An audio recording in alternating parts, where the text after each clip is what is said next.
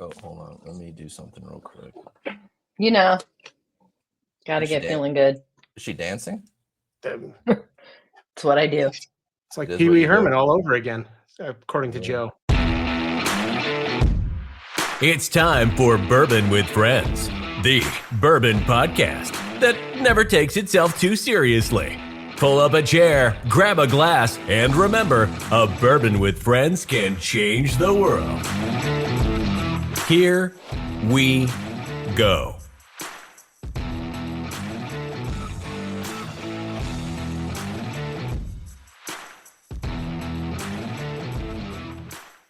Hey, everybody. Welcome to Bourbon with Friends. Myself, Adrian, and Martin are here to talk about whiskeys from around the world and how a bourbon with friends or whiskey can change the world. How was your guys' weekend? It's good, my friend. Had a little Valentine's Day soiree and got to eat some dinner and some good company, and yeah, it was a lot of fun. How about you, Adrian? Tell us what you did. I watched that USA Canada hockey game. Jumping up and down and screaming. It was a great game to watch. I thoroughly enjoyed it. Canada a little hostile towards us, apparently. just a little bit hostile, but you know, our United States hockey players took care of that right out of the gate. So it was good. Yeah. Within the first 9 seconds. How Canadians they were busting they busted some chops. It was just what we needed. Busted chops. I will say, like, you guys know I'm not like a big sports guy. But I will say hockey, if I had to like a sport, it'd be hockey. It's the violence. It's 100% the violence. And it's just a fun, fast game. That's what it is for me. It's always about, I used to go to Blackhawk games all the time. And just because of where I am, Chicago Wolves games, used to go to those a lot. But that's cool. Shout outs to America and Canada's ongoing really great relationship that they have currently. That's okay. What about you, Brian? What'd you do this weekend? Not gonna fucking go into that political realm at this moment. I drank whiskey. Did you? I do have a question. I do have a question for you in a second, though. I mean, I wrote some articles on some whiskeys too, but that's about it. You did. Nice. You wrote some very good articles, my friend. You did. But let me ask you guys a really simple, straightforward question. Okay. What's your guys' favorite sequel? Movie sequel. Oh.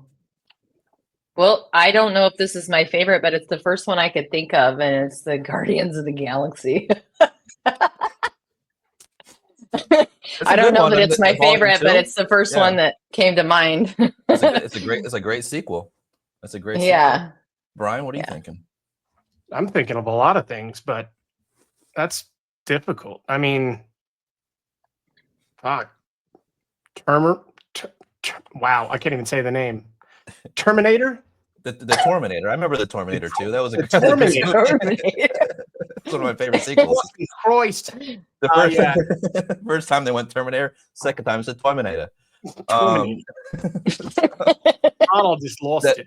That is a very good sequel, by the way. That was actually going to be mine. I will pick the other James Cameron sequel, Aliens. The second Aliens movie, 100%. And there's a reason why I'm doing this right now. I love sequels, a good sequel, mind you. On here on the Bourbon with Friends podcast, we have not, I don't think, had any repeat guests. But today we are going to change such things because we have the absolutely wonderful Murphy Quint of Cedar Ridge Distillery. We did have him a couple weeks, or was that like a couple weeks, months ago, with Cold Zero. We all here at Bourbon with Friends are very big fans of Cedar Ridge. Murphy Quint, welcome back to the show. Hey, thanks for having me. Glad to be here. Glad to be potentially the first sequel. What's your favorite sequel, Murphy? Okay. Favorite sequel. I've got a kind of a bold take on this one. I'm a firm believer that Home Alone 2 is better than Home Alone 1. Ooh, he did get freaking classic. Good. Yeah. I love Home Alone 2. Yeah, he was in New York. That is a great movie. He got that recorder that he could use. What was it? God, I had that thing. The Walkman? It was like it was like a thing like that you could record and like it played. I can't believe I'm blanking. I had it too. It's like my favorite toy. Yeah. Talk Boy or something like that. I can't remember. Talk Something Boy. like It was a Talk Boy. Yep. Was it? Yep, Wow, that's Talk crazy. Boy. I will say that is not controversial. I completely agree with that. That is a sequel that is better than the original. 100%. They made that a lot better. Home Alone 3, not the case. Not so much. couldn't get the magic back for that one. So. Yeah. Well, we all know where they. Never mind. I'm not going to go. Where yeah. Also, I'm pretty sure Macaulay Culkin was on meth at that point. So, he wasn't on that. I don't know what he was on. He was still a kid, probably. But shout out to Macaulay Culkin. Wow. Okay. Access Hollywood. There, Martin goes. There we go. Me and Mario Lopez. Way to go. All right, we can start the interview now.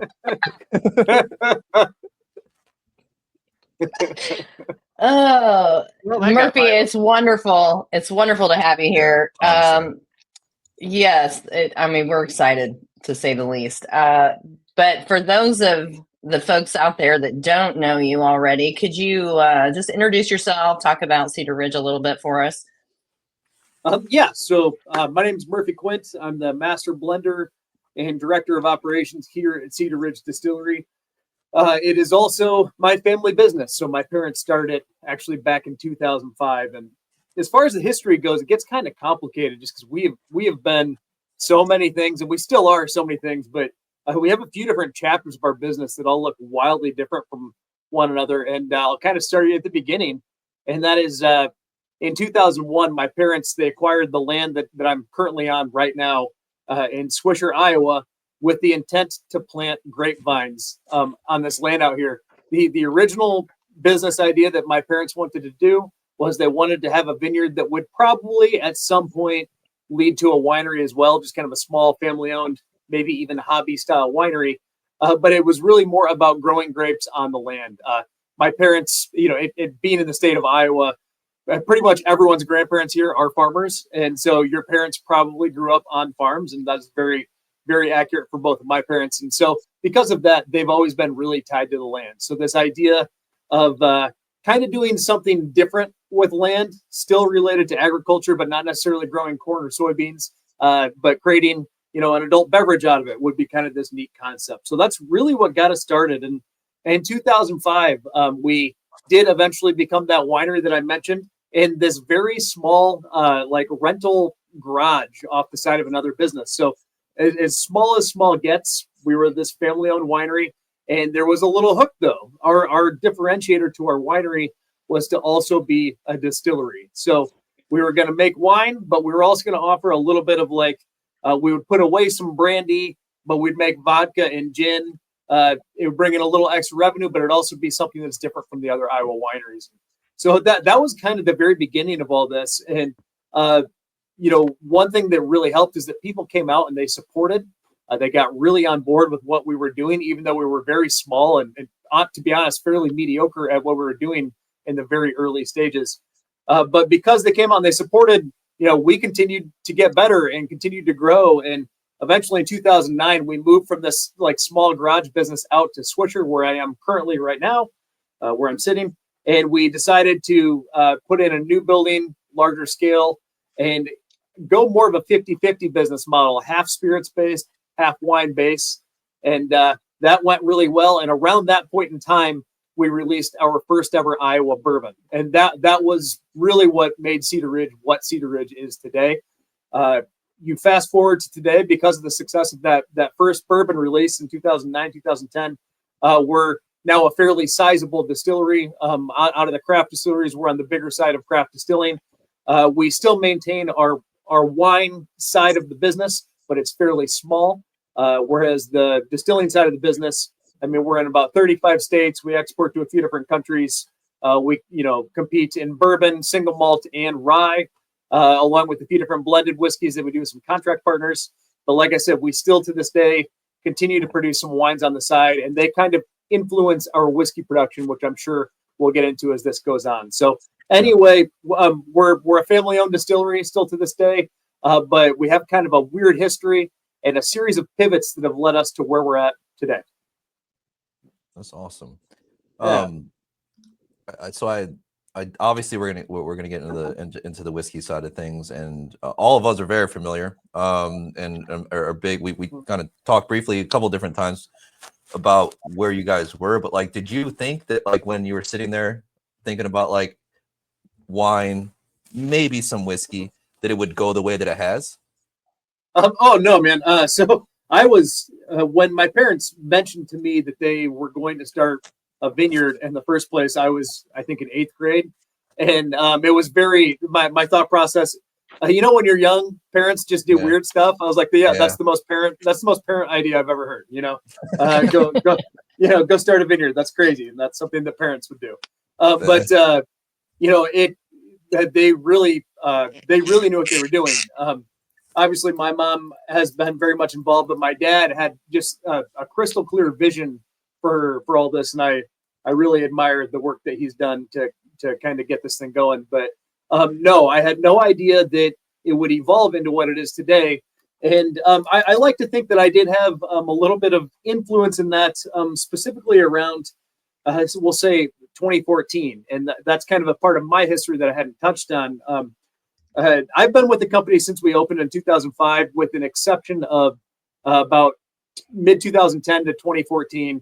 I lived in Colorado for a couple years, and while I was out there, I had the absolute pleasure of working at Stranahan's Colorado Whiskey for a few years, and that had just an enormous impact on me. Just seeing the way that the employees operated there and just how passionate they were, that showed me that this didn't have to be like this little side hustle hobby thing. Like, it could really be a career, that something was unfolding there. Because back then, that was still very unknown whether you could do this, like, if this had a future, if you could do this long term. No, that showed me that this was a career. And then seeing customers from the state of Colorado support this whiskey from the state of Colorado, I thought it was absolutely amazing. I mean, people would camp out waiting for their snowflake release and things of that nature. And I was like, okay, there's probably a boom happening here. And so anyway, in 2014, my wife and I moved back home to start a family, and I kind of pushed the family to focus a little bit more on the whiskey side of things, because, you know, I knew that this boom was happening. I saw it in the Denver area, and we knew that it was happening on the West Coast and things of that nature, and it was working its way towards the Midwest. And so I pressured the family to put in a full-time distillery, you know, going around the clock, putting barrels away and things of that nature. And also, as we'll talk about quite a bit, I'm sure, I've been very bullish in the category of American single malt. So I had a little influence over the company on that front as well. So all those things kind of came together. You know, I tell people all the time, timing. We've done a lot of things at Cedar Ridge that required a lot of grit, blood, sweat, and tears. But there was also this beautiful element of timing where things just really worked out because we were in the right place at the right time. And like, no, gosh, dude, I love interviewing you, dude. But you get like the greatest fucking information in the world. But like how much does that even like inform like decisions going forward? Is timing, like, now that you've sort of seen how timing can work in that way, especially in an industry like this, like how important is the let things evolve as they do with time, or as we kind of touched upon before we even jumped into the interview, as you talked a little bit about just really the planning side of things, the marketing, the strategies that you have to come up with. How much do you leave to either side of that thing? You know, like anything else, it's a balance. I mean, you always want to put yourself in a position where you can benefit from timing. You know, there's that old quote, you know, the harder I work, the luckier I get. I mean, that's definitely a thing to all this, but with whiskey in particular, because there's so much forecasting, you're putting inventory away for years and years down the road. There is definitely an element of I want to put myself in a position where if things go a certain way, we can benefit from that scenario. And you know, if things go another way, we mitigate our risk a little bit so that we don't have all of our eggs in one basket. And so there's a huge element to all that. And I truly believe that one of the things that our team of execs or directors here is very good at is that part of the game, is the planning side of things. And to give you one example there, we've kind of diversified our portfolio over the last few years. I'd say in the category of American single malt, you know, if there's maybe like a big five, you know, we're probably in it or somewhere around that range of single malt producers, which is really good. That's where we want to be in a new emerging category.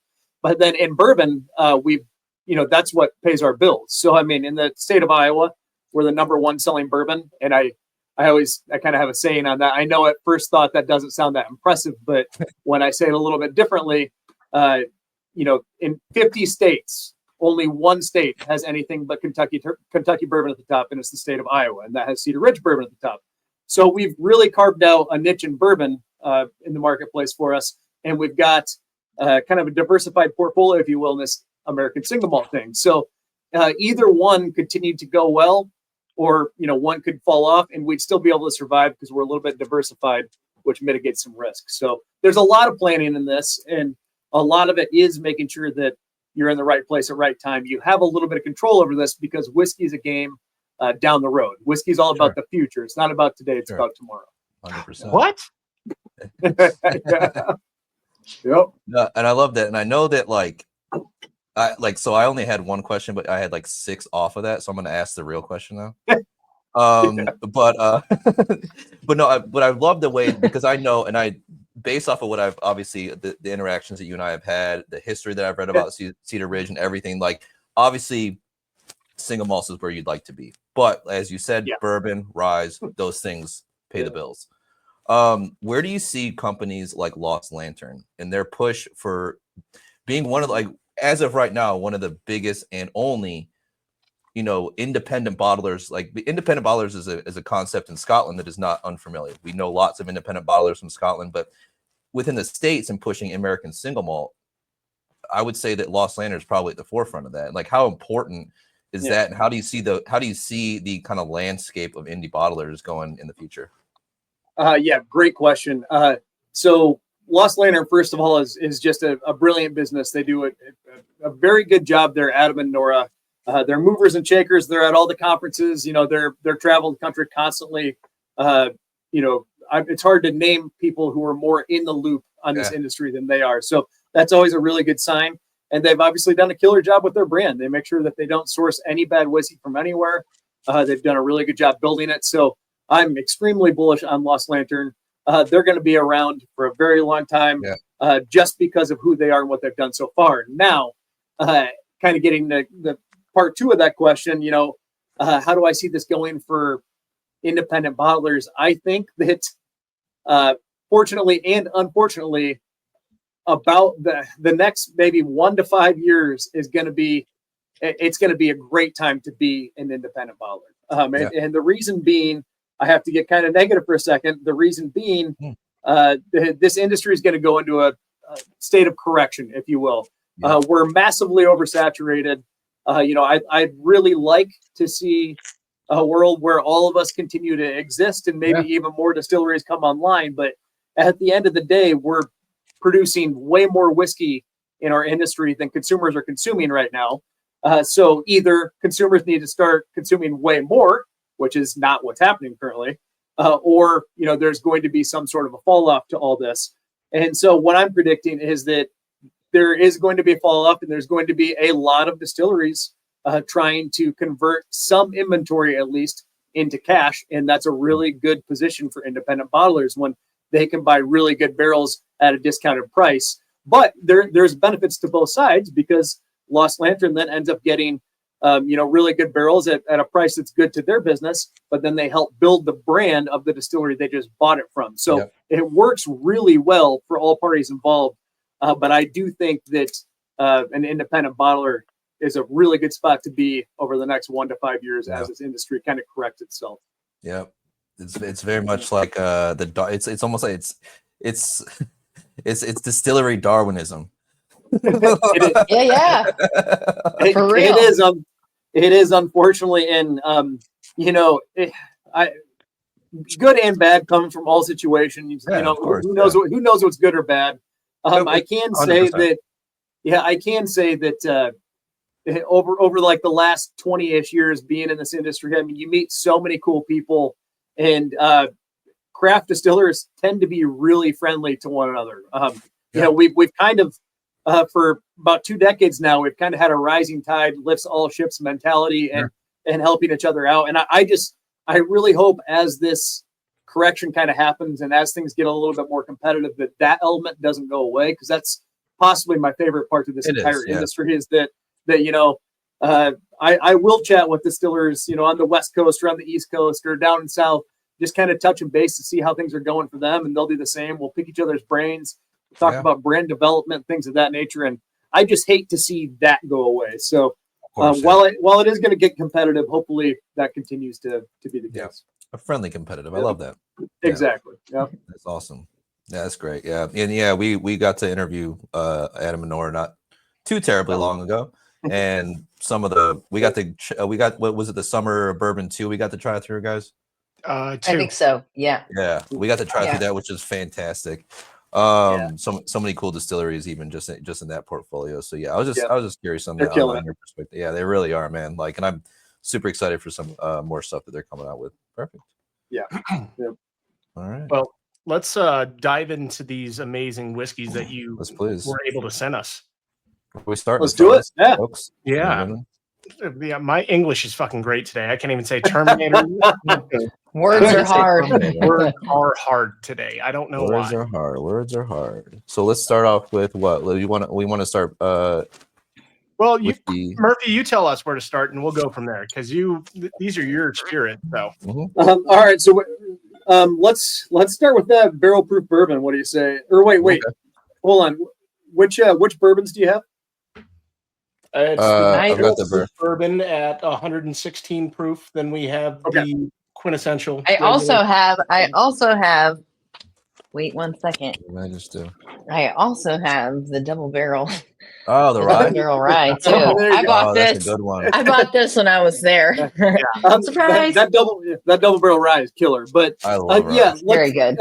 We can roll with the barrel proof bourbon before we transition into single malts. We want to hit that bourbon first. So okay, perfect. Yeah. It'll get a little wonky on the proofs, but we're all professionals here, so we are. Yeah, it is fun. Yeah, we are. Yeah, sometimes. Like sometimes we can be, but no, and that's the thing. Like, I feel like in a tasting, everybody always they want to start with the lowest proof and go to highest, but you can still do it the other way. Yeah. You just have to acclimate your palate a little bit to know that you're just take a quick second to make the adjustment. No, it'll be fine. I just, for some reason, I always I don't know why, but when I do stuff like this, I always end with single malt, which I don't know. Yeah. We'll stay the course, and we'll start with that barrel proof bourbon. I used to even when I would do tastings, I used to before I really got into ryes, and I knew that I was going to do bourbon to single malt, and especially if I knew I was going to a single malt that was peated, I'd be like, there's no turning back from that. But ryes actually do provide that. Ryes actually can take you back. Even if you've had something super smoky, I find that ryes are a good way to change yourself back into a bourbon or a rye mode. I would agree. Ryes are just so bold. I mean, they, either they'll have a ton of spice, pepper, or sometimes they'll even get into the floral side of things. That, I would almost always go rye last, especially if you've got a higher proof rye, because they can kind of reacclimate your palate, even from peat, even from something else that's really high proof. Yep, I agree with that. Definitely. Brian, Adrian, what are you guys getting? I felt like I got a lot of pear on the nose. I don't know why, but I love that. This is delicious. It is. It's so good. It's so fucking good. It's so good. My favorite thing is, it's just No, go ahead. No, go ahead, Murphy. I was just going to mention, the barrel proof bourbon, that's something that we came out with about 2 years ago now, believe it or not. We were somewhat late to the trend. Even though we've been making bourbon for so long, we had always kind of been behind the 8 ball on inventory, and that's because in our own state we had achieved a lot of success and a lot of demand just selling 86 proof bourbon in Iowa. And so obviously that's something that's really great. You don't want to give that up, but there is a trade-off, because you're using all of your barrels to produce that one thing, which makes it really hard to create new products and grow out of market and things of that nature. Well, where that can come to get you, and where it did kind of stifle our growth a little bit, is that, we had this awesome business in our own state with 86 proof bourbon, but in, other states far away, we'll pick on like South Carolina or Texas, for people who haven't heard of us yet, which most have now, but a couple years ago, that might not have been the case. For people who haven't heard of us yet, they're usually not going to try new brands at lower proofs. Usually people are going to explore more premium offerings at higher proofs. And then if they really like what they have, then when they're looking to make a more affordable decision, they'll kind of trickle down to a more affordable price point. And so, we weren't really able to spread our bourbon outside of Iowa as quickly as we wanted, because we needed to supply demand in Iowa with our 86. So anyway, about 2 years ago, we finally got to the point where, we had been laying enough barrels down for long enough now that we could release a couple new products. And the first one that we wanted to get out there was a barrel proof expression of our 86. So it's the exact same style of whiskey. It's a 4 to 5 year age statement. So the barrels involved are between 4 to 5 years old. The mash bill is 74% corn, 14% rye, and 12% malted barley. And, one thing that I firmly believe is that even though it's 116 proof, I personally don't think it drinks that high. We have a very approachable, easy drinking bourbon, regardless of whether that's 86, 100 proof, or even 116. And so that's one thing that I really like about our barrel proof offering, is that it's still pretty easygoing, full flavored, but it's not overly aggressive. No, the flavors that I'm getting off of this are kind of unique. I was getting some Red Hots, those little candies that you used to get. Yep. But mixing that almost with like some type of really soft wheat or cream or something that just mixes into it. I can't really describe it, but this is probably, I'm going to say this is the best bourbon I've had this year so far. Oh, wow. It's so good. Like the proof point on it, I think you make a good point. It just doesn't go there. You start getting over 120, you get up in there, and it's very, very hot right out of the gate. This is right. It's like a super sweet spot for it to be. It's very, I don't know. I love it. And so it's very good.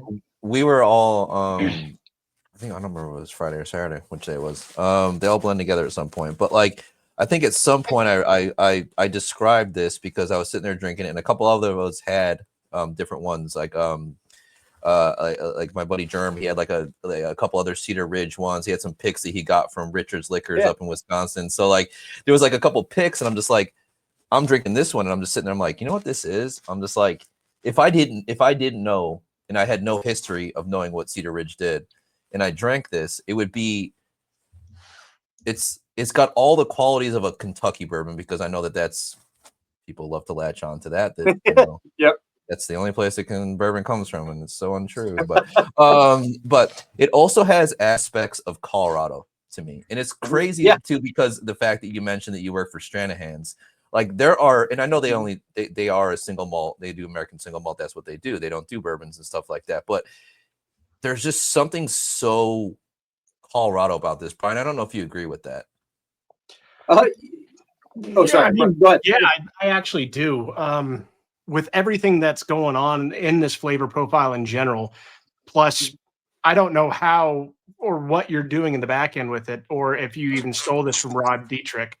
But oh, that's horrible. Yeah, I'm just saying. Do you know Blacken? I've got Rob Dietrich stories all day. He's my guy. I love that shit, dude. That's good, dude. Since you trained under him. Yep. No, he's kind of my mentor. But so I would agree with you there, and I'll take a stab at maybe why. And this is kind of shooting from the hip, but I love it. In the state of Colorado, a lot of distilleries there launched with beer roots. Really, obviously, Denver especially, really great beer city, right? A lot 100%. Of great breweries.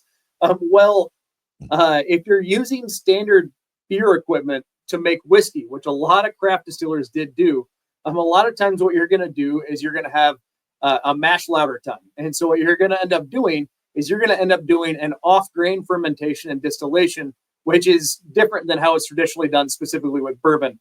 And in Kentucky, most of the time you're going to ferment on grain. Well, if you're using a lauter ton, which we do use, and which a lot of, I would speculate a lot of Colorado distilleries do, you're actually going to separate the grain from the wort, and you're going to do an off-grain fermentation, and it's going to have a slightly different flavor profile. We've been doing that the whole time. We do that with our single malt, our rye, which is a nightmare to do it, and then our bourbon as well. And a lot of that is going to come from really not just Colorado, but any craft distillery that has craft beer roots that happen to buy a lauter ton, which a lot of people, instead of getting the equipment that, they dream of, or that, one day they want, usually you start a business with what you can afford. And so if you're getting used equipment, a lot of times that might be something that would pull you down that path. So that's just a guess at one thing that you might be picking up on, but figured I'd throw it out there. No, it is. It's a very distinct, and like not and it's what I love, and Brian's always like my sounding board for these things, because obviously he works for a Colorado distillery, 10th Mountain. And so it's just like whenever I find like non-Kentucky bourbon notes, it's always like my favorite thing to try to like figure out why. And I love that could potentially be why is we're gonna get fucking nerdy in a little bit, but like like I love that when it comes down to the equipment. For some reason, whenever someone tells me that that's what it comes down to, Adrian, we took a tour of Edwin Co. a couple weeks ago when I was coming out and visited you, and just like the little stories of like where equipment comes from, why we're using it, who it came from, what it used to be used for. It's the greatest thing in the world. I love hearing stuff like that. Like it's so cool. It is really interesting. You also have to keep in mind, I mean, even as producers, you learn more as you go, right? So, I mean, at one point, the equipment that we have now, at one point, I was like, oh man, like we're finally at the point where we've got this awesome equipment. This is great. Well, that was like 5 years ago, and I've learned so much since then. And I would love to redesign our entire still house now. I would love a completely different still shape. I would love condensers that are forever long. I love worm tubs. I'd love to get a whole bunch of new equipment. And I'm sure 5 years from now, I'd want something completely different. So it is always weird how the equipment works, and how, a distiller, it's like a 60-year-old guy with a car. You always want the one that you don't have. You don't want the one you want. You want to get your new collectible car. And that's kind of how distillers work with equipment. Absolutely. No, that's awesome. Everything that you just applied to that, I would absolutely agree. It's just a little bit different in the mountains, right? Because there is that grain or that process that everybody was using here in Colorado, but it was a little bit different in the Western Slope because it was mainly a vineyard out here. That's where we were getting everything from, is from Palisade or around that area to produce it. So I'm still in love with this bourbon. I really don't give a fuck how it's made. No, this is That's what's I'll important. take 2 more of those, please. It's out of stock online. FYI, I just looked. It is. Yes. It I is. can still get it at Binny's. I know I can get it at Binny's. Okay. Well, I might have you grab me one. I'll grab you one. Yeah. Hold on. It should not be out of stock online. I'm going to make note of that. Yeah. Okay. Well, He's like, God damn it! I was just checking on that, and I'm like, because you talked about getting that other the ex bourbon. That one is on there, so I was just going to throw a barrel proof on there with it. Consolidate with shipping, and I think probably be. Absolutely. And so check it out online. For anyone listening, and that will be back in stock. After quick email, that'll be back. Let me double check. I'll double check just real quick, so I'm not giving false information. Right. You're probably right. But while you're looking it up, I will mention that. So I mentioned we're distributed in about 35 states. Well, we have what we call like our core set. We have a whole core set. But we have a whole bunch of products that we don't really distribute nationally that people can buy online or at the distillery. But in this core set, barrel proof bourbon is one of them. So if you're in the 35 states that we distribute to, it is highly likely that if you go to your favorite liquor store, you might see it. And if it's not there, you can ask for it and you can probably get it in. So you have the 86 proof, the quintessential the wheat whiskey and the straight rye whiskey in your core on here. And All yes, right. it is out of stock. I'm so sorry. All right. I'm so sorry to report. Hey, that means That's people a are good buying problem. it. That's great. That's a good problem. I can understand why it's out of stock. Let me tell you what. I'd take out of stock over overstocked. So yeah. that's fun. So before we start working on either one of these single malts, I had asked you this question when I met you over the summer. But can you explain where the name Quintessential came from? It felt, I'm going to be honest with you. I asked the question and I was like, that was a really stupid question. But go ahead and let everybody know. No, it's really funny you mentioned that because that's how it works. Like every time I do a presentation on Quintessential, which is pretty often, most of what I do traveling wise is I go and I talk about American Single Malt and our Quintessential. Well, you also offer an experience, right? There at the distillery, right? Exactly. And we take it on the road a little bit where I bring barrel samples of different American Single Malts from our distillery. And we kind of do an interactive tasting where you can kind of blend your own and I show you how I do it and things of that nature. Yeah, it's a really fun experience that has become quite popular. But especially at those experiences, people always pick up on the quintessential thing, right after they ask about it. Like, why do you decide to name it Quintessential? Oh, yeah. And as they say, they figure it out. And so it was a total dumb moment for me. But anyway. So my last name is Quint. My dad, his last name is Quint, obviously, and he's the one who, this is really more his original baby than mine. But I will mention that when we were getting ready to rebrand our single malt, it used to just be Cedar Ridge Single Malt. Like we have Cedar Ridge Bourbon that you just tried. We have Cedar Ridge Rye, and we had Cedar Ridge Single Malt. The problem is that when we started selling this in like 2014, most Americans did not know like what that was going to taste like. We were very used to new, fresh oak, bourbon and rye, heavy charred. And people knew what Scotch was, but they didn't necessarily know that single malt in America was going to taste a lot like Scotch, or at least somewhere along those lines. Yeah. So there was a major gap between what consumers perceived and what the actual flavor profile was, and that was a huge problem. So to kind of bridge that gap, what we decided to do is rebrand our single malt, give it a new name, give it different clothes, put it in a different package, and make it so that people could assume, by looking at the bottle, what it was going to taste like. And that worked really well. But when our, branding agency or whatever you want to call them, they pitched the idea Quintessential, both my dad and I absolutely hated it. We're like, no, we're not calling it that. We're not going to put our name on it. That's stupid. And the other team of directors, they, there's about 3 or 4 of them.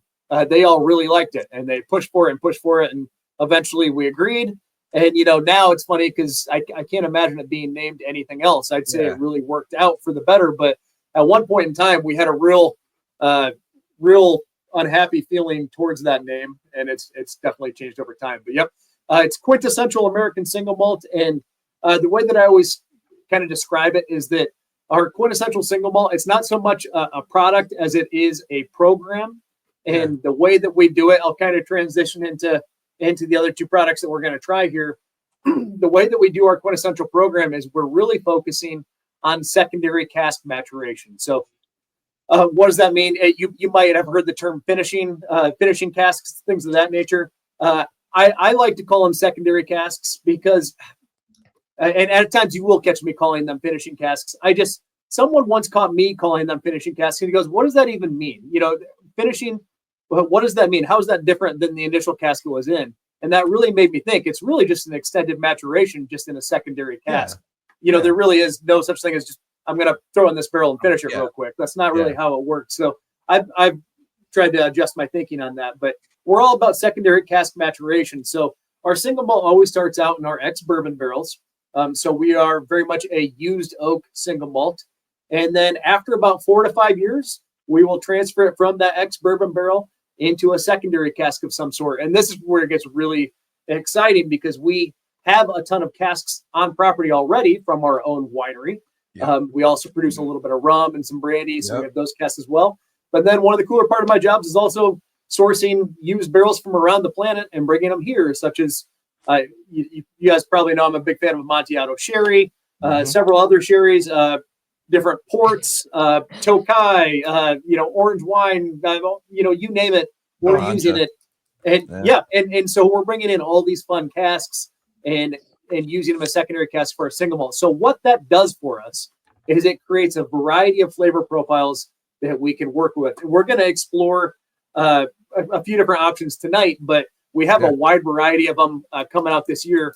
We can release these secondary casks as single offerings, such as in the next couple of weeks, we're going to release a single malt that was aged in a tawny port. We're going to release a single malt that is peated malt aged in Amontillado sherry. And we're going to release one every month for the entire year of all these different single malts. So that's one thing that we can do. Another thing that we can do is put them into our quintessential special releases, which you've probably seen out there. They look like this right here. And that's going to be a blend of these different secondary casks. And then the third option is the one that we're gonna hop into right now, and that is they can go into our Solera vat. So our Solera vat produces a 92 proof single malt. We call it our Solera edition, and what that is just a marriage, a vatted malt, a marriage of a bunch of different secondary casks. So we'll use all the casks I just mentioned: X red wine, white wine, X brandy, X rum, sherry, and we're strategically marrying them together in this vat. We bottle it halfway down, and then we fill it back up. We bottle it halfway down, we fill it back up. So that vat never goes empty. It's always going to evolve in flavor profile. And I've said this a million times, but the way that I always describe it is that batch 14 and batch 15 are probably going to be fairly similar to one another, but batch 14 and batch 44 will probably be very different because over time, those different barrels that we're going to add into that vat, it's going to create a slow evolution into a different direction. So those are the different outlets that we have for our single malt, and all of them really come from what our specialty is, and it's that secondary cask maturation. And lastly, the reason why we do it is because one, it's fun. It's just really cool to do. Why not? It's gonna be fun. I mean, if you're not having fun, you're not doing it. But lastly, it goes full circle. It ties in our wine casks a little bit. We've always been this winery distillery combination. Well, our single malt is where our wine and our whiskey meet, and that's by utilizing our casks for the process. No, it's okay. Which one are we? We're on the 92. I'm on the 92. So to the 90. And this is the one that I was just describing, where it's a marriage of a bunch of different secondary casks. And I also want to mention a very small amount, between 5 and 10% of what goes in there is peated. So this is not it's not what I would consider to be a peated single malt. But the way that I usually describe it is that it's like a supporting character. It's, a background music. It's there, but it's really used to kind of balance things out and just add a little bit into the final marriage of this. So are you guys doing the peat? Or is it? So we are not peating the barley, but we mash everything on site. So what we do is we actually we use Baird's heavily peated malt. We bring it in from Scotland, and then we mash it on site here. We do it for about 2 weeks every year, and it's fun when we do it, man. Our entire campus smells like a campfire just from mashing peated malt. Yep. Do you think you guys? I was going to say, so peated gives like the smoky. Yep. So Pete's going to be the, you can tell. Yeah. I mean, Pete's a really touchy tell. topic. Yeah. It's kind of like it's not bad. It's so good. Hey, Murphy, I need you to know how monumentous this moment is right now. I don't like single malt. She does not. She is not a single malt person. For her to even say this one's. I like this. I like this a lot. Insane, man. Like I've been trying for that reaction for a year now. I really do. I mean, that's God's honest truth. God's honest truth. I would not lie.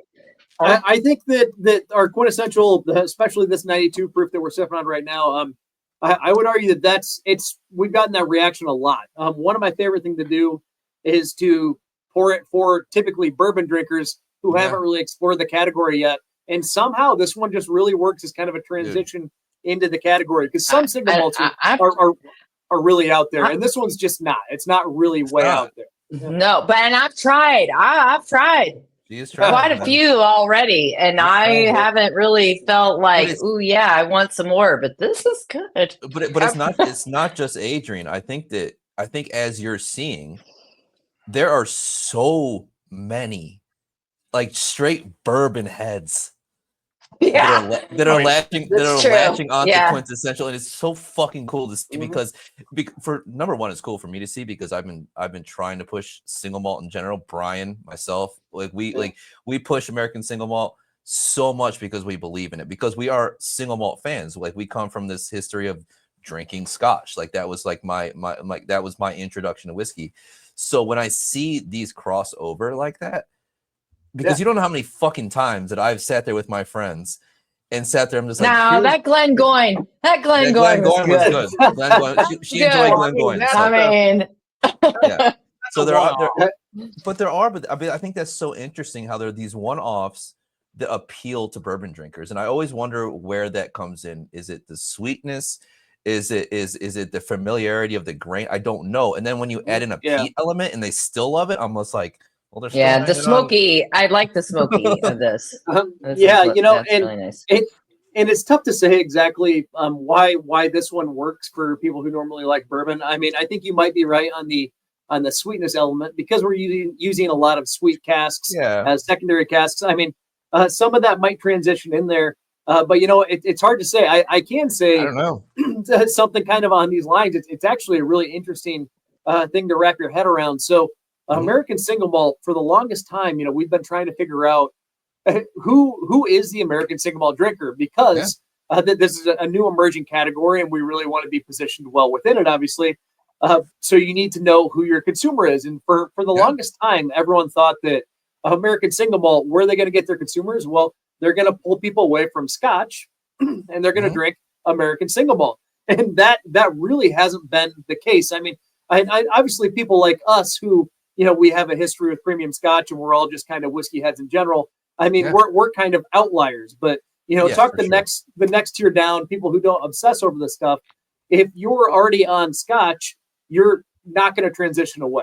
Why? Because one, you've probably gotten used to age being a big thing. 21-year-old Scotch. Yeah. Well, in the United States, there isn't 21-year-old American single malt yet. That's really not. When I don't really want to go down too far down the maturation rabbit hole or anything. I mean, we can absolutely have something that's going to be very similar to a 21-year Scotch because we have a very different climate here. But that's for another day. That is a whole other discussion. But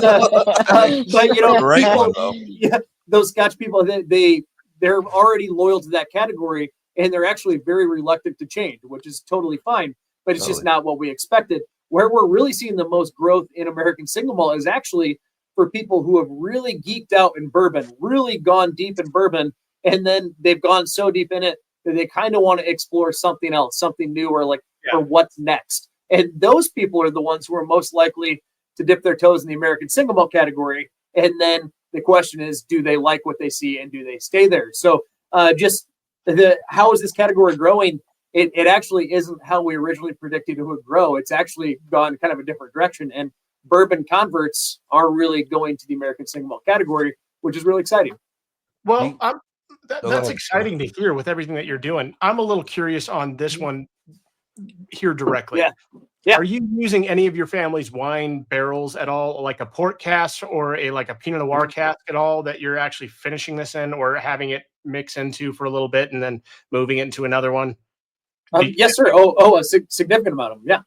Okay, because I'm just tasting a ton of port and even some. Yeah.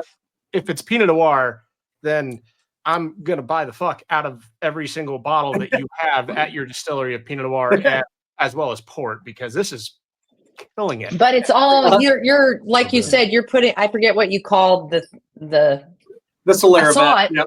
I saw it. Yeah. You're putting a conglomerate. Yeah. You're putting a conglomerate of things in there. I mean, there's a large range of things that you're putting in there. So it's not, there's multiple different port casks within that. So it's not any specific thing, right? Yeah. And real quick, I see in the comments, someone said, so it's essentially like an infinity bottle. And in a way that's accurate. I mean, it's I would argue it's just like a little bit more strategic. You know, we've got kind of a game plan on how we're doing it. But yes, it can be fairly similar. And to touch on the port, yes, I would say one of the most common casks that we add to the vat is export casks, and we do use estate port and port from actually Portugal. So we do make an American style ruby port here. It's one of the better things that we offer. As a matter of fact, if you want to try one of our wines that we make on site, and you were only going to pick one of them, I would probably ask you to get the American port. It's phenomenal, and they also make great secondary casks for our single malt. Go ahead.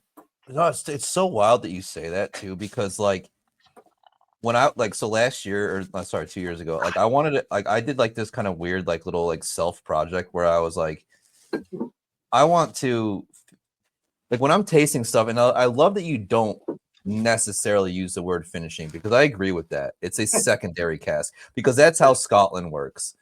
And they always have secondary casks, and that goes into something because that's what it is. It should never be a finishing cask, because that to me implies negative connotation that it's a finishing cask to do something different to it. Agree. I agree with that. Yep.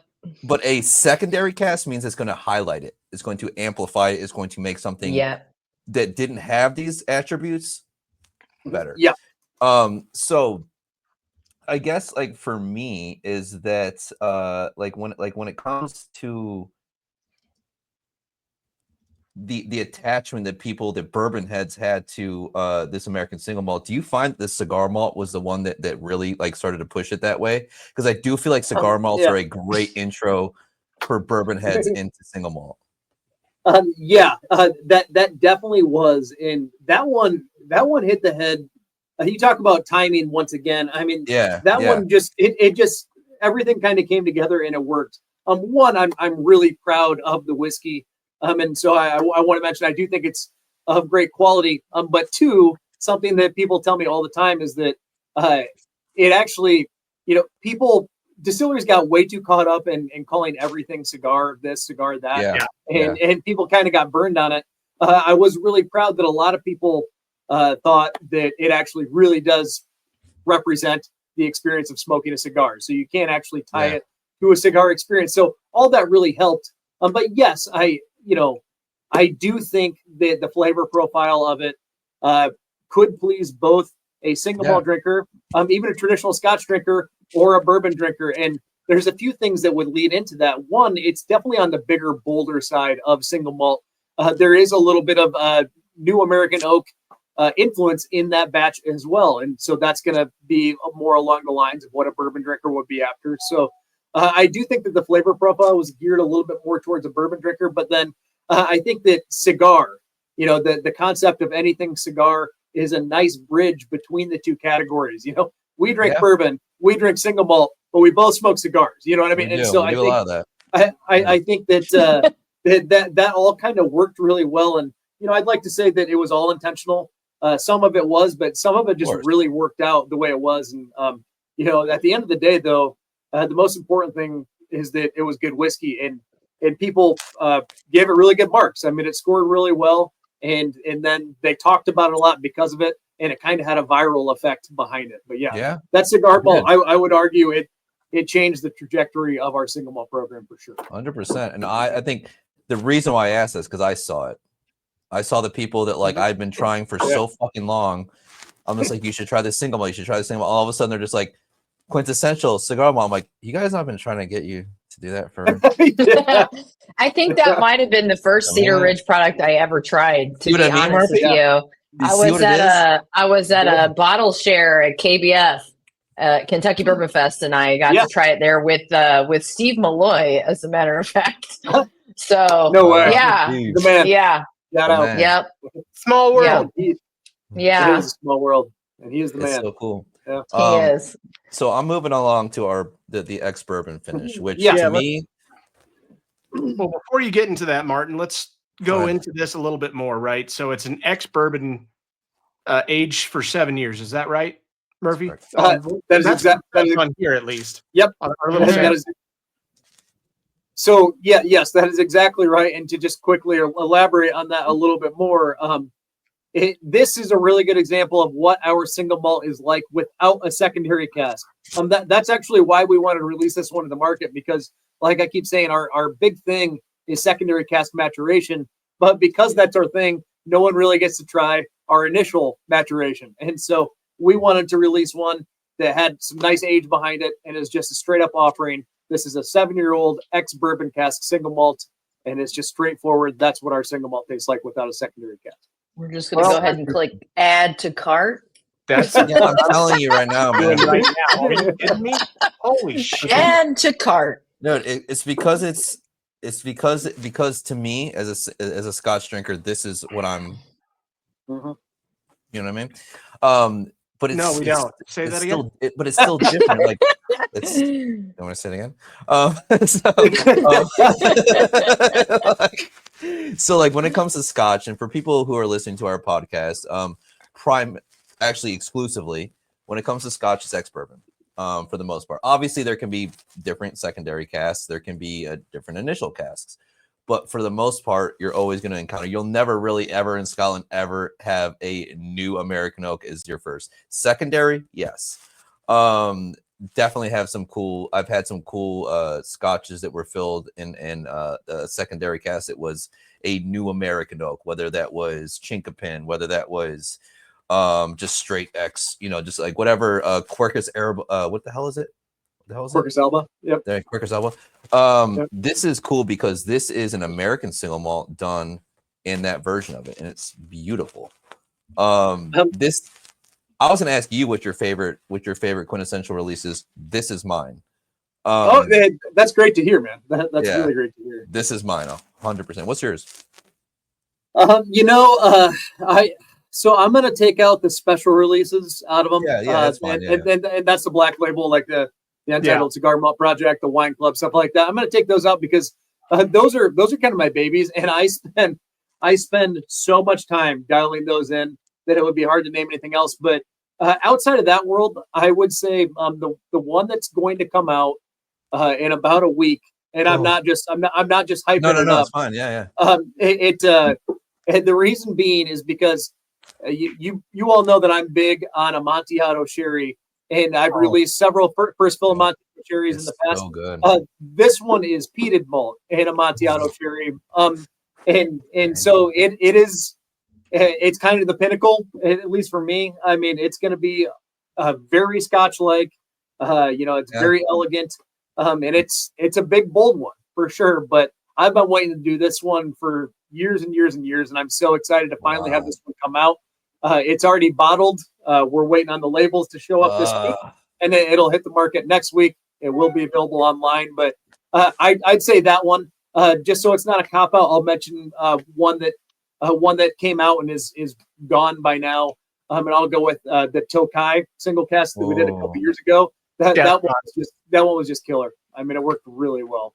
So I'm looking at your website right now because I tried to add a few of these already and they're not there. I like how we're all ordering shit like during the fucking interview. I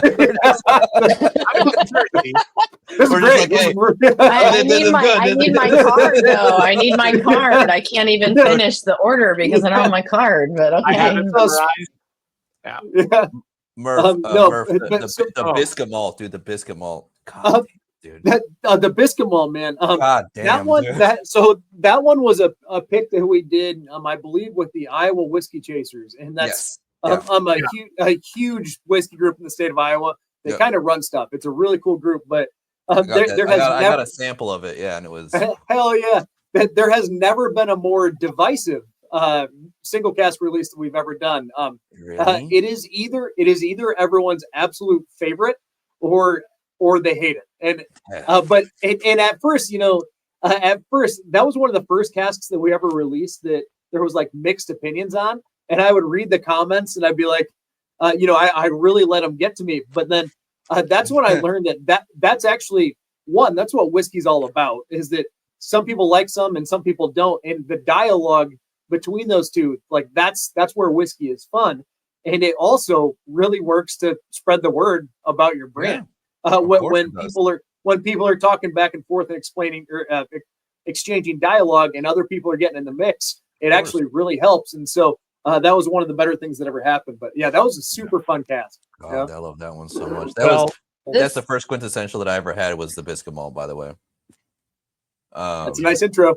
That was a fucking this intro. This bourbon has a really nice finish. Wonderful finish on this. Well, the only thing I'm going to say is Martin and I and Adrian and Joe, who's in the back listening right now, would love a sample of the guy who's not invited. Yeah. I love you, Joe. Yeah, you can hear us? Okay, good. Yeah. All right. What you're about to release, I know 3 of us would love it. I'm not sure Adrian, with the amount of peat that would be coming off of it, would love it. But it's Amontillado, so I'm sold. Okay, perfect. Let me know. Yeah, that's my favorite. Amontillado is my favorite. To get it out so we can take some pictures. I just recently wrote an article that's going to get released the day we're recording this, but once that product is coming out on, I'm guessing next Monday or next Tuesday of next week. It's correct. Yeah, so that's when this actual podcast will come out, and we can actually put out that it's coming out at this exact time, at this exact date, and make sure everything's moving across to showcase that singular product as well at the same time. Oh yeah, that's awesome, and let's make sure to do it, and it'll be on our website, cedarridgewhiskey.com. So yeah, and then I can't press order now. I'm fucking trying. Not there. I already got it lined up for after the podcast. I want to get this bourbon one. Oh, there we go. Joe has Cedar Ridge down the bottom going across. There we go. That's why we have it. That's why we have an editor, dude. This technology is crazy nowadays, dude. You can put websites on stuff, but awesome. It's fucking awesome. And Murphy, we will see you. We have a big group trip planned that's coming out for, I think, the end of July. We'll be out to see you. Perfect. That's the best time to come. Well, we're actually supposed to be out there before the end of July, Martin, for the 4th of July for Cold Zero. Oh hell yeah! On the July of remember. I remember now that you said it. I can see that in your face. Yeah, you just you jogged memories from me. He's actually remembering everything that he's supposed to. I have my short-term memory is wild, dude. Okay, so actually, one thing I want to ask before we move on, Brian, you to have your squirrel question. Murphy, you do have to answer another squirrel question, my friend. Yes. All right, I'll do my best. You do have to do another one, and we have a brand new one for you. But one thing I want to retread on is the Amontillado, because it is it's different. And my only foray into that was that I had different. It's very different. It's delicious. It's delicious. Anyway, my favorite 2 finishes. Sorry, secondary cast. Let's hear it. I'm ready. And Sauternes. Yeah. Oh, good. We're on the same page then. Good. As we normally are, my friend. My blonde friend. Those are probably my top 2 as well. Yeah. They're so amen. So good. They work so good with grain. And distillate. They fucking work. Yep. Have you ever tried? There is a distillery in Scotland called Lecheg. Ldiaiag, I think it is. They did a 13-year-old Amontillado finish, and I'm so curious if that even comes in the same realm of what's about to come out. Because if it does, y'all about to kill it, dude. Because that's one of my favorite finishes. Yeah, and I think I'm gonna hunt that one down. I'm gonna, you guys have been buying stuff on our website. I'm gonna go to theirs as soon as it's over. Yeah, check it out. I don't know if that one's still available, just because it was a couple of years ago that I had it. But if you can track down that 13-year-old Amontillado from Lecheg, it was a 13-year-old finish. Yeah, beautiful. I'll see if I can track that down. Beautiful. If you can't track it down, I think I have half a bottle left. Yeah. No, I think I have a half a bottle left here. All right. So if not, I'll just send you 200 mLs, and then you can go through it. Yeah. I don't even need that much. 50, 100, that'd be killer. I'd be happy with that. Or you can just bring it with you when you come here. But there we go. Would very much love to try that. And that's why, because I love like when I find out that someone's doing something like that, to be like, here, check this out, like just influences. I'm big on influences, man. So like, yeah, he's a big influencer. I'm not an influencer, but like, I hate that fucking word so much. It's insane. Brian, ask your fucking squirrel question. Let me set it up. Just like French toast and okay. So like, let's get the fucking let's get the French toast ghost out the room, dude. No, we're gonna go into the question. Let's get in the question first. Okay. And then we'll move on from there. Okay. That's your squirrel question, Brian. Wow, we don't have to set up the squirrel question number one, because like I already did it last time. Murphy, he knows. He knows. He knows it's a load of bullshit. What you're about to say. I'm ready for it. I'm ready for it. All right. There we go. Brian, Here we go. What experimental cask would a squirrel put their ASM in, and why? Ooh. What would they put their ASM in, or why? Thank God we know what ASM stands for. Yeah. A lot of people don't. Let me tell you, a lot of people don't. American single malt, you guys are not. No. I don't know. I'll stick with Amontillado. I mean, maybe you can. Sometimes you get on the nuttier side with a cask like that. I mean, maybe they're going to want to stick with that. I think that makes perfect sense, because I just think it does. I think that's perfect. Perfect. Yeah, I don't know how I'd make more sense out of it than that. So I'm gonna go with the Amontillado. It's the squirrel question came from Adrian. Adrian likes Amontillado. Done. And boom. Hey, you know what? We have an answer. Done and done. Yeah. I'm just gonna shut up right now, because I have no. Yeah, Adrian. Yeah. Is it my turn to ask a question? It is your turn. Okay. You did say you were going to be quieter on this one. I know. I knew initially I was. Hold on. Like, I didn't say it like that. I didn't say it in like a. No, it's okay. It's okay. We all know I know the least amount here, so it's fine. It's totally fine. I'm here for comedic value. It's totally fine. And emotional. I do want to ask though. Do you want to talk about any? We did talk about the Amontillado peated that's coming out. Is there anything else that you would like to touch on as upcoming releases? Yeah, so just keep an eye out for the single casks that we'll release throughout this year. We're building up a bit of an inventory of them, especially online, and that is important because it's something that we've missed over the last couple of years. Is that we've released a lot of these fun single casks to the state of Iowa and to a few of the surrounding states, but then now a lot more people have heard of Quintessential. They fall in love with the special releases, and they want them too, and they haven't traditionally been able to get them. So keep your eyes on our website. Every single month, we're going to release a couple new casks, at least one, and it'll be available. I already mentioned that we'll have Tawny Port and Amontillado coming out, but down the road, I mean, I'll mention a couple that I know I can. We'll have a Muscatel coming out at one point, and then one that I'm extremely excited for is single malt finish second. I'm still working on the finish thing too. I'm trying to get that out of my the secondary cask for this single malt is actually Cedar Ridge red wine grape varietal called Marquette, and I'm really excited. So I'm really excited to start talking a bit more about how we're coming out with some of these casks that we literally grew the grapes on property. We made a wine in that barrel, and then we, put our single malt in it for an extended aging. And so it's got the flavor of not only our single malt that you guys have just had, not only our wine, but literally the soil that we grow our grapes in. And it's stuff that's just all encompassing of our company. All of our employees have a hand in stuff like that because it's every corner of our business. And then lastly, it ties our winery and distillery together. So when we come out with that is once again our Marquette cask for single malt. It's one that I'm just really pumped about, and I'm excited to do more of our own estate grown wines as secondary casks for single malt. No. You do have a beautiful estate there. I was able to visit. It's gorgeous up there.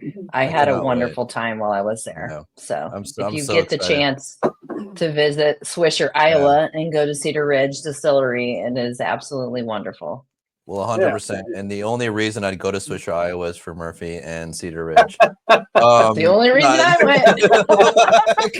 No, like it isn't but no, all joking aside. So do you plan, is there a plan for Swisher treats? No, that's probably not right. Do that. No. Jesus Christ. This is what happens. Is there like, I guess, like, when it comes to secondary casks, is the goal to only ever have it stuff that's secondary cask from Cedar Ridge, or will you always continue to explore other people's casks? No.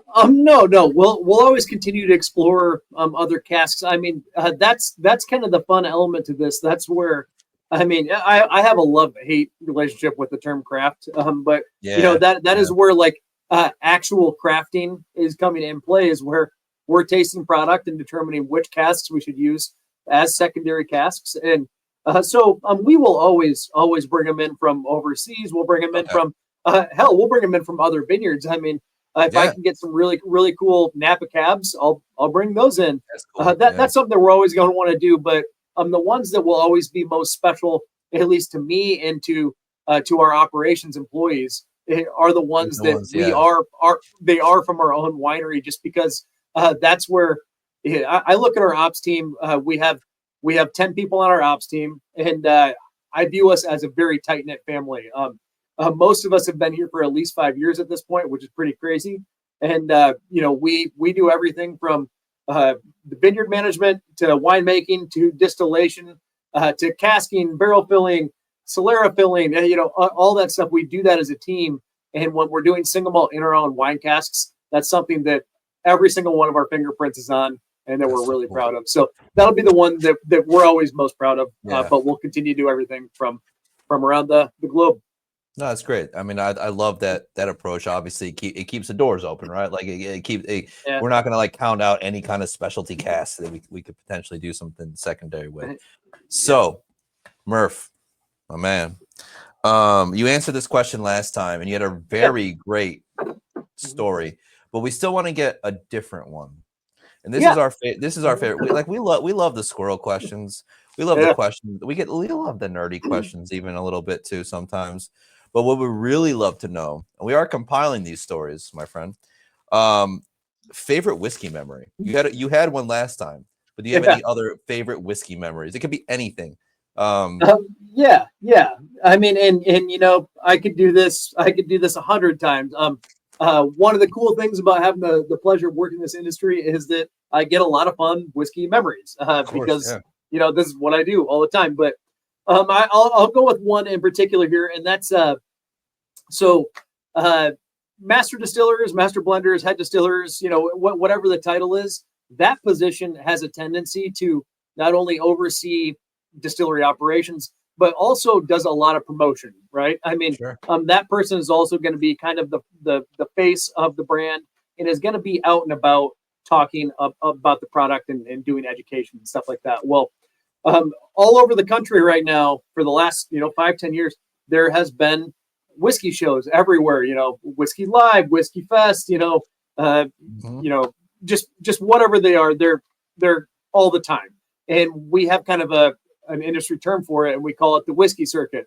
If you haven't seen one of your whiskey buddies in a while, you'll catch them on the circuit at some point because we're all constantly traveling and going to these shows. Well, every now and then, you'll run into someone unexpectedly who you didn't plan to see, but you ran into them, and you kind of just have a ton of fun. And that happened to me a few years back. This would have been like 5 years ago now. I was in LA, I think for Whiskey Fest LA, but I'm not positive.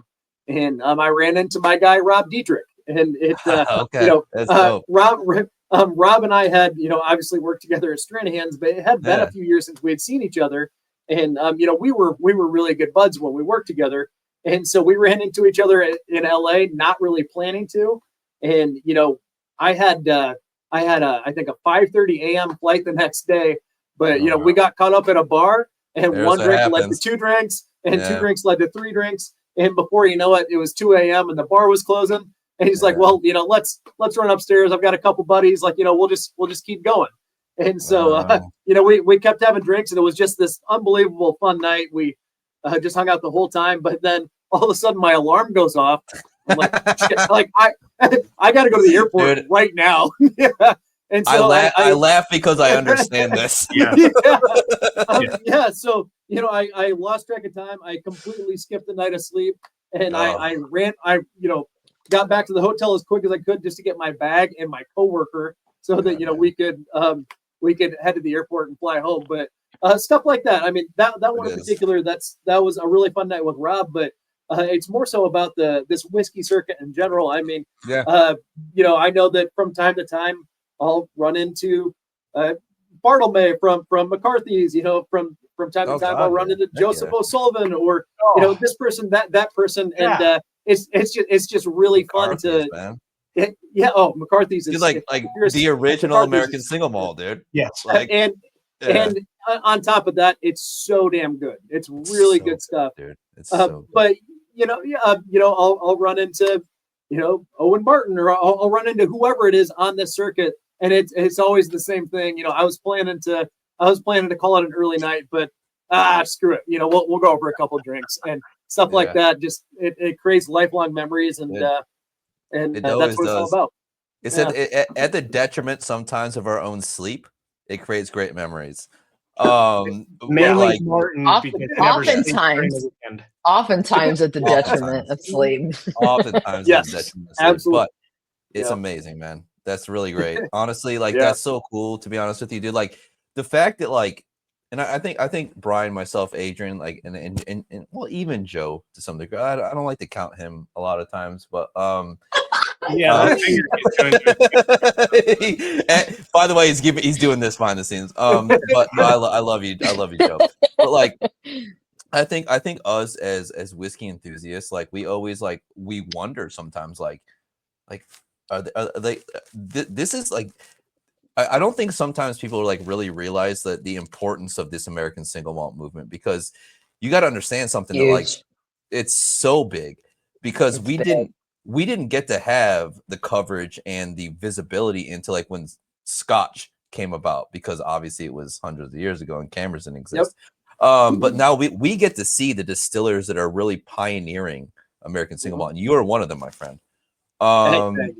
And I think it's so fucking important that we highlight this. And I'm so glad that we've had you on multiple times, Murphy. I'm so excited to come to Cedar Ridge this summer and get to experience it. Adrian's already got to experience it. Brian works for a distillery, so he gets to experience it every day. Well, no, I'm going to experience. Technically, so do I.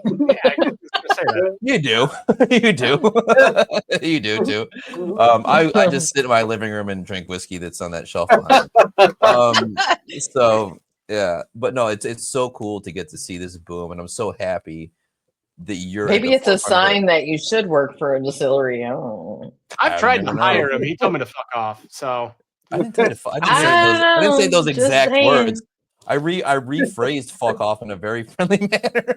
Yeah, the French toast. We're not gonna talk about French toast. But no, it's another one of my phobias. We'll get into it later. But it's a whole thing. But honestly, Brian, thank Murphy for us, dude. Well, there's no thanking Murphy. What he does for the American people, insane. As well as for people around the world, and providing such phenomenal flavors and different products, it's outstanding. Yeah, and I know really Adrian, myself, and Joe are more than humbled by everything that you've done. And Martin. Okay. Martin always forgets Joe, so we're all inclusive here. We're all inclusive. Okay. I know, but I just had to do it one time. Just making all sure. of us at Bourbon with Friends are super happy and super excited for everything that you guys have coming out, and we're ecstatic to try your latest releases that once this podcast is released will be out. So remember to go on the website and order right now. today. Grab Because that if you- because if Montiato you Pita don't- cask. Because if you don't, and that fucking ex-bourbon cask is still available, I'm buying them all. Yeah. He won't because he's cheap. But we'll be honest. I'll get other He's people to gonna buy them buy for one me. for me. Yeah, there you go. At cedarridgedistillery.com. Remember to go there. Go to that. cedarridgedistillery.com. Ladies and gentlemen, thank you so much for joining Bourbon the Murphy. Friends tonight or day, wherever you're at in the world. And remember, a Bourbon the Friends or whiskey can change the world. Cheers, y'all. Thank you so much for everything. Hey, thank you, guys. All right, guys, I want to thank our sponsor, 10th Mountain Whiskey. You can find them on all social media platforms, as well as 10thwhiskey.com. You can use the code BWF15 for a 15% discount. That's pretty cool. Get some money off. Buy your friends something. Buy your family something. If your friends like whiskey, if your family likes whiskey, you can buy them that. But if they don't, you can buy them a hat. We'd love for you to go there and check them out and buy their products. You can also find them in 42 different states through online distribution, as well as 30 states across the country through regular retail distribution, guys. That's pretty cool. And it's growing because, well, no, the distribution is growing. We're not getting more states. So basically, if you do have any questions, you can reach out to 10thwhiskey.com. They'll be happy to answer anything that you may have. And of course, we thank 10th Mountain Whiskey for being our sponsor on the podcast. That's it for this episode of Bourbon with Friends. Be sure to subscribe so you don't miss a single episode. While you're at it, leave us a review to make it easier for others to find the show. You can also check us out on Instagram at BWF Podcast. Thanks for listening.